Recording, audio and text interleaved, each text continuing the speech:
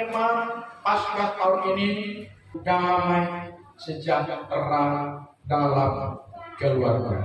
Tema berjudul damai biasanya disampaikan dalam perayaan Natal. Tapi tahun ini tema damai disampaikan dalam peristiwa Paskah.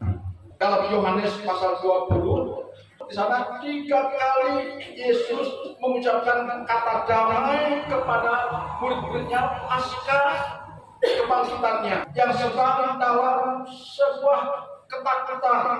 Itu sebabnya dalam Edo dikatakan di sana 8 hari kemudian murid Yesus berada kembali dalam rumah itu dan Thomas bersama-sama dengan mereka. Sementara pintu terkunci, Yesus datang dan berdiri di tengah-tengah mereka dan berkata, damai sejahtera bagi kamu.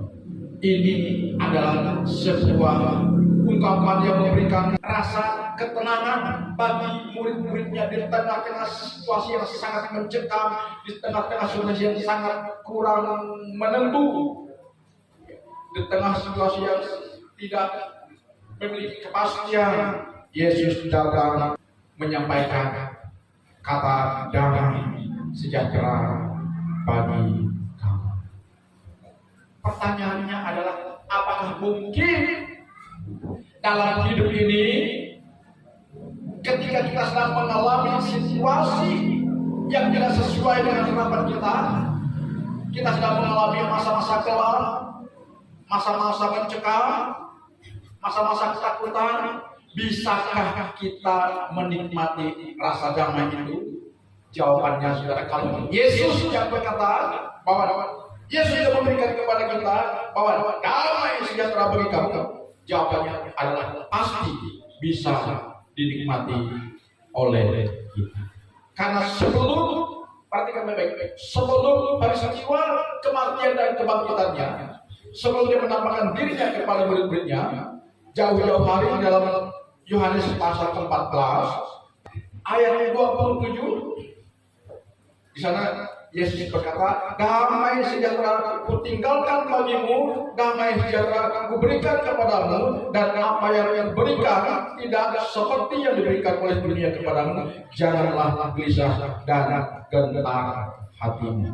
Artinya di sini Yesus hendak mengingatkan kita kembali di tengah-tengah situasi yang tidak menentu, di tengah-tengah guncangan, mungkin di tengah-tengah guncangan ekonomi, kesehatan, rumah tangga, seluruh yang berkaitan dengan hidup kita yang tidak menyenangkan. Percayalah, jika Yesus hadir dalam hidup kita, pasti suasananya akan berubah. Katakan amin. Pasti suasananya akan berubah. Karena di mana ada kehadiran Yesus, di sana ada perubahan yang sangat signifikan dalam hidup kita. Amin. Hari ini kami mengajak kita agar dalam suasana yang sangat tidak memungkinkan, di tengah-tengah situasi zaman yang tidak memiliki kepastian, kita diingatkan oleh firman Tuhan agar pertama kita menjadikan Tuhan sebagai andalan hidup kita. Jadi hari-hari ini jangan sampai kita melepaskan diri dari pengandalan diri kita akan Tuhan. Jadi Tuhanlah yang menjadi satu-satunya gantungan hidup kita. Katakan amin. Karena Yesus sudah menjadikan, jika kita menjadikan Tuhan itu prioritas pertama dalam hidup kita, menjadi andalan hidup kita, maka percayalah kita akan menjadi pribadi pemenang di tengah-tengah goncangan dunia ini. Kita tetap mampu berdiri tegak. Amin. Kita tetap eksis. Amin. Mungkin orang lain bisa krisis, tapi kita tetap eksis. Amin. Karena ada karya Yesus yang nyata dalam diri kita. Ini yang pertama saya ingin sampaikan kepada kita, yaitu kita harus menjadikan Yesus itu andalan kita atau pusat hidup kita, agar damai sejahtera Kristus yang Dia sudah berikan kepada kita benar-benar kita rasakan dalam hati kita, dalam pikiran kita, dalam jiwa batin kita. Ya. Yang kedua, taat kepada firman Tuhan. Sebab kalau kita tidak taat kepada firman Tuhan, kita lalu taat kepada prinsip dunia yang penuh dengan ketidakpastian, maka sudah barang tentu kita tidak akan menikmati damai sejahtera yang Tuhan janjikan kepada kita. Karena kalau firman Tuhan kita lakukan, pertama kita ada dalam kekudusan, amin. Kita mendapatkan perkenanan Tuhan jika kita melakukan firman Tuhan. Yang kedua, setan takut kepada kita, amin. Dan yang ketiga, jika firman Tuhan kita lakukan, ada pembelaan Tuhan dalam hidup. Saya mau tanya kepada kita, maukah di sepanjang tahun 2025 ini damai sejahtera Kristus memerintah dalam hati, pikiran, batin dan jiwa kita? Jika mau, langkah pertama tadi apa? Jadikan Tuhan andalan kita. Jangan pernah kita membelakangi Tuhan. Itu maksudnya, jangan sampai kita abaikan Tuhan. Jangan sampai kita kesampingkan Tuhan. Apalagi kita meninggalkan Tuhan. Karena tidak ada yang lebih indah, lebih penting dalam hidup ini daripada ketenangan dan kedamaian. Kalau kita mengalami ketenangan dan kedamaian, kita berusaha enak, amin. Kita bisa bekerja, kita berusaha, kita bisa menimbangkan bisnis kita. Karena itu kita perlu ketenangan, kedamaian dalam hati dan pikiran kita dengan menghadirkan Kristus dalam diri kita. Yang kedua tadi adalah taat melakukan firman Tuhan. Dan yang terakhir yang ketiga, jangan sampai kita menjauhkan diri dari pertemuan ibadah. Ini yang ketiga. Artinya kita tetap ada dalam komunitas orang percaya. Ketika Yesus sedang mengalami tekanan dalam pertarungannya di Bukit Getsemani, di Taman Getsemani, di mana dia diperhadapkan kepada dua pilihan. Apakah dia harus menerima cawan murka Tuhan, murka Allah yang ditimpakan kepadanya, atau dia harus menolak? Makanya di Taman Getsemani Yesus bergumul begitu berat sampai tetesan darah menetes di dahi.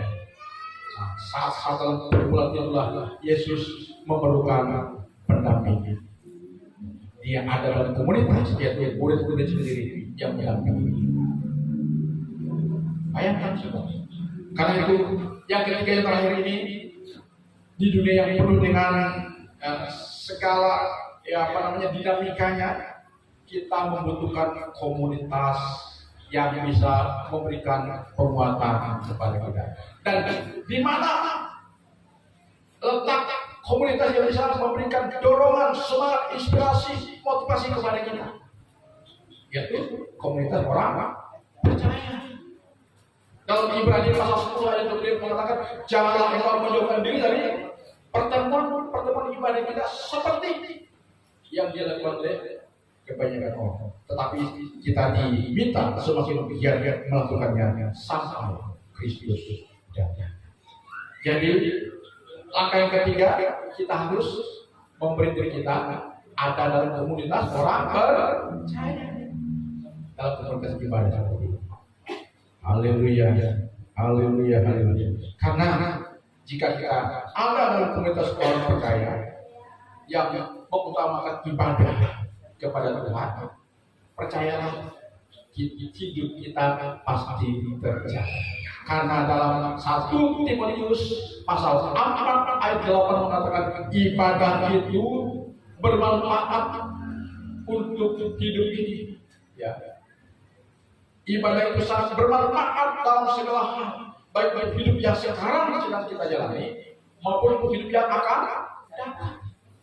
Nah, manfaat ibadah itu apa?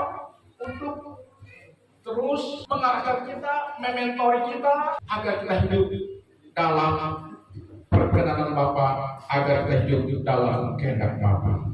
Dan dengan kita melakukan kehendak Bapa, maka hidup ini pasti Mengindahkan. Katakan amin. Hidup ini pasti mengindahkan. Karena berkali-kali saya sampaikan di sini, percuma kita hidup, percuma kita umur panjang kalau hidup yang kita jalani ini tidak mengindahkan. Dengar baik-baik. Percuma kita panjang umur kalau hidup yang kita jalani ini tidak mengindahkan, tidak mengenakan. Penuh dengan perkara-perkara yang tidak menyenangkan. Percuma kita hidup. Karena itu selagi kita hidup, marilah kita cari kesenangan. Tapi bukan kesenangan dunia, tapi kesenangan yang dari Tuhan. Katakan amin. Kesenangan yang dari Tuhan. Ya. Dan jika kita sudah mendapatkan kesenangan dari Tuhan, itulah hidup yang sesungguhnya. Katakan amin.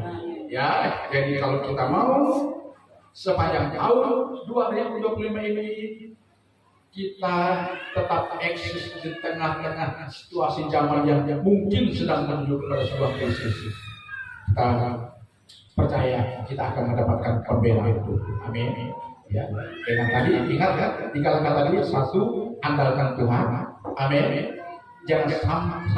Jangan sampai kita mundur dari Tuhan. Jangan sampai kita abaikan Tuhan. Yang kedua, lakukan firman Tuhan. Dan yang ketiga, tetap dalam komunitas orang-orang. Percaya saya, kita akan menjadi pribadi Tuhan Yesus memberkati.